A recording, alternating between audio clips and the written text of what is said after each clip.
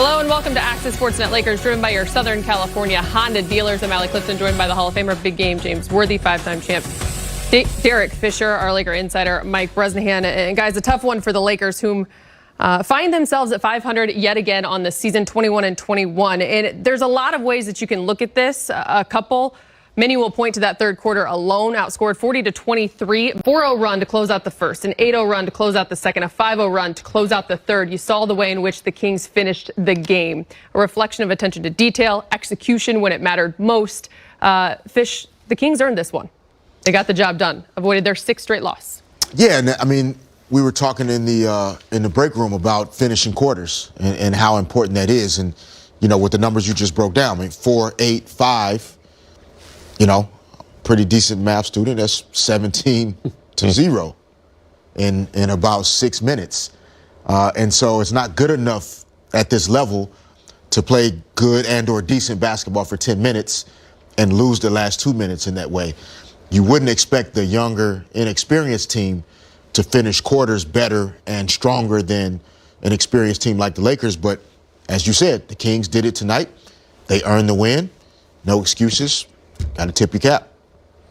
Yeah, I mean, a lot of times you think that, you know, you're ahead going into halftime is a good thing, but sometimes when you lose that momentum war, in which the Lakers did, and they should have been the, you know, third quarter where they came out and they had that momentum. The Lakers did not pay attention to details. It's the defense. You know, points in the paint. 70. Yeah. 70 points in the paint. You know, and the fast break points as well. You know, it's just, it's not a good formula. You know, we've been talking about how things they need to improve on, and they'll improve a little bit against poor teams. But then when these numbers and this type of habit continues over and over, that's something that's, they haven't taken care of yet. It's surprisingly not taken care of. Yeah, James, you talk about over and over. You know, the Lakers have run into this before. Okay, they have 2 losses to OKC. They lost in a triple OT game to Sacramento already. They lost to Memphis last month with no Ja Morant or Dylan Brooks playing for the Grizzlies. That's 5 games that the Lakers were pretty heavily favored that they've lost. So what do you have? A team that's now 21-21. And they don't have many of these games left. That's the problem. They're going to be in Denver in a couple days. They come back here and they play Utah. Next weekend, they start the 6-game Grammy trip. That's going to take them through Philly, Brooklyn. They got Charlotte, a very up-and-coming team. Miami. I mean, they have some tough games coming up. And you feel like when they play a team like Sacramento, they fired the coach a month or so ago. They have all these young guys. They don't really know who's going to be there next season. The Lakers need to hang on to a 14-point lead against a team like this. James, Fish, Allie, we've seen this pattern a lot this season. The Lakers lose yet again to a team that will not make the playoffs. Losing, like you would say, Brez, winnable games. And guys, You think about that 4-game winning streak that they were on. You heard LeBron say up until that Grizzlies loss, things felt really good with the squad. They started to turn that corner. And then you now drop back-to-back games. What is the message? Because despite that of Anthony Davis, who is a big piece, let's not mistake, and obviously are unacceptable when you're heading into the second part of the season and you're trying to trend in a direction that puts you in a good position. Yeah, I think that's a fair assessment. And I think, you know, anything else that maybe some of the guys are trying to tell themselves is just excuses for the most part. I think we all respect and at least try to the injuries, COVID, health and safety protocols, the lack of maybe consistency and familiarity with the group.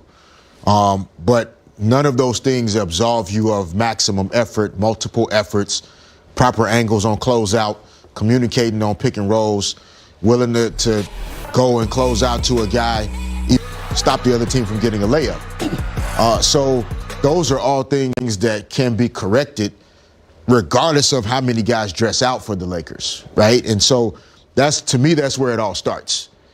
Like, throw out all of we haven't gotten a chance to play with all our guys and we're trying to figure out that you can figure out effort.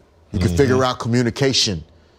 You can figure out, sprinting back on defense as hard as you sprint down on offense. Like, those are all things that don't matter what the name is on the back of the jersey. They have to get back to those things. And then, some of the nuances and details and adjustments, that can all be done. But without setting the table of effort, discipline, consistency, communication, you have no chance. And there's too many nights, that's what they're not putting out consistently. And I know we put that number out there, the points in the paint, 70-42, outscored by 28 big game.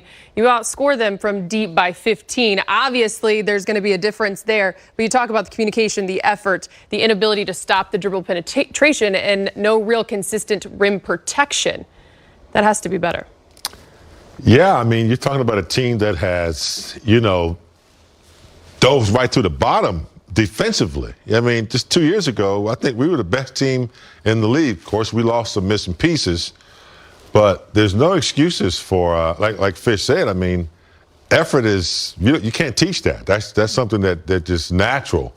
And to not be able to, one, stop the perimeter guys from getting in the paint, no boxing out, a couple of seconds late on your rotations, you have to take care of that. I mean, you just have to. It's just a record that's broken, that we're seeing it over and over. And it's, it's the players that are going to have to decide. The players are going to have to decide. Yeah, they do need Dwight Howard in there sometime a little bit. AD is missing as a rim protector, but there's a lot of things we're seeing that, that could be avoided without those players. And it's the challenge of a lot of new guys, too, right? Like, when you have this many new players and then they've added players in the middle of the season, which a lot of teams have had to do, calling guys up from G League, et cetera, 10-day contracts.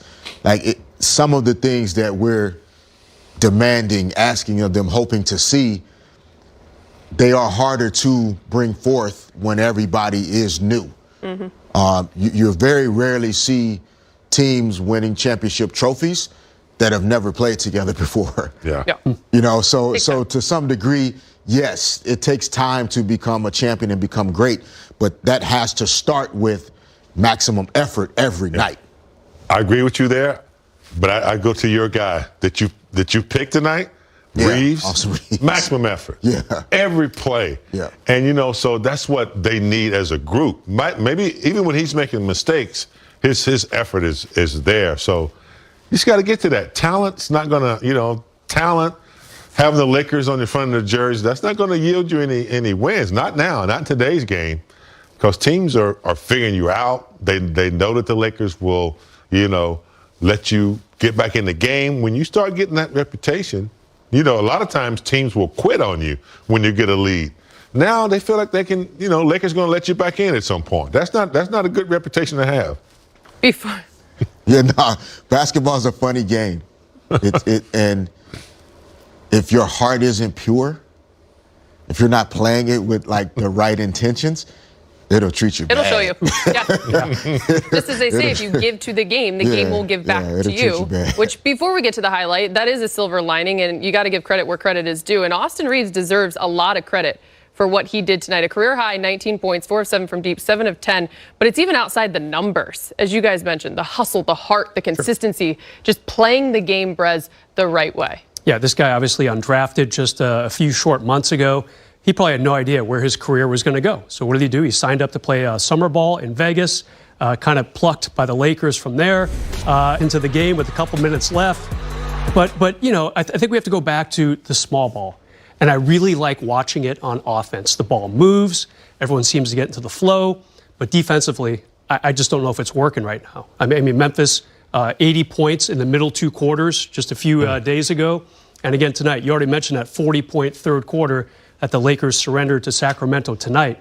So obviously they're missing that rim protection. They miss AD, especially on a night like tonight. And by the way, Russell Westbrook, tough time for him to go into a shooting slump.